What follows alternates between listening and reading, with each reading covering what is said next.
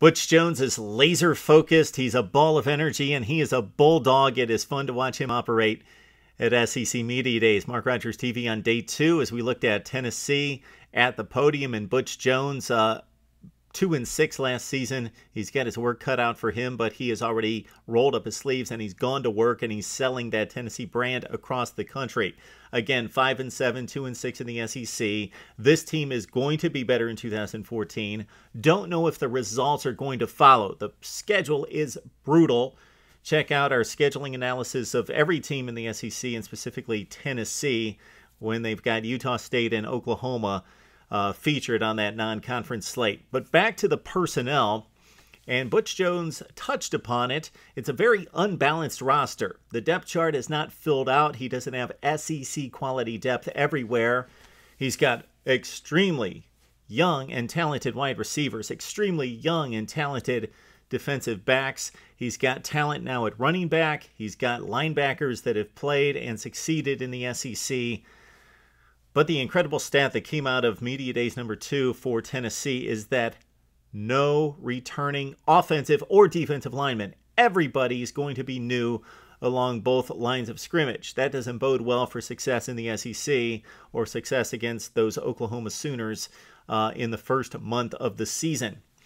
What Tennessee needs to figure out is also their quarterback situation. So let's talk about the talent around the quarterback. Again, they're going to have to fill it in up front to protect either Josh Dobbs or Justin Worley. But at running back, the guy that everybody's talking about is Jalen Hurd, a running back who only played one game as a senior in high school, but was still a 5-star recruit coming out of high school. Ranked the 28th overall prospect by Rivals.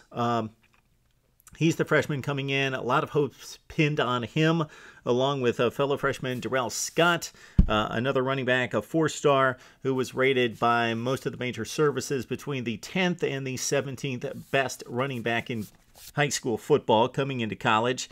Butch Jones, though, didn't want to dismiss the contributions of senior Marlon Lane in his 3 years, typically rushing for 500 yards. Last season, 534 and 4 touchdowns. So they've got plenty of wealth in the backfield, a bit inexperienced looking at their most talented players at running back.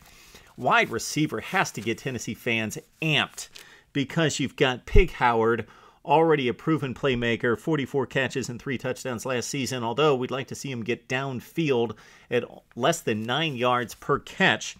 Marquez North, unheralded across the nation, but one of the great playmakers in the SEC. If he can get the football, he caught 38 last year and just 1 touchdown. Let's get him close to double-digit touchdowns this year in Knoxville.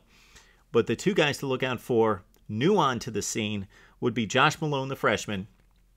Rivals had him as the number 2 rated wide receiver in high school.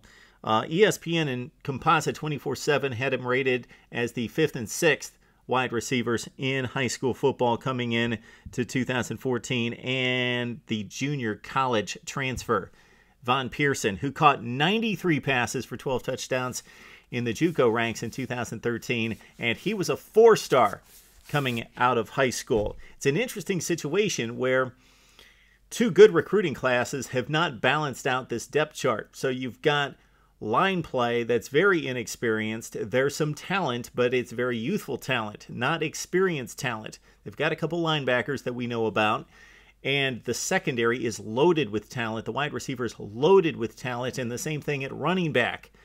The quarterback, though, has to make it go, and we haven't seen much production out of either Justin Worley or Josh Dobbs. Tennessee fans, after seeing Worley struggle last season, were happy to see Josh Dobbs take over because he's more dynamic. He's the dual threat. He can take off and run with it. He gives you that dimension.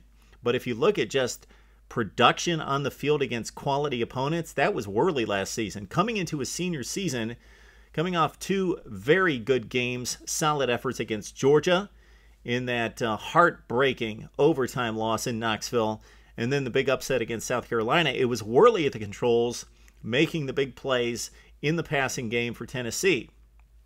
Josh Dobbs, 2 touchdown passes and 6 interceptions. He again does give you the dual threat. So, of course, it's always this way.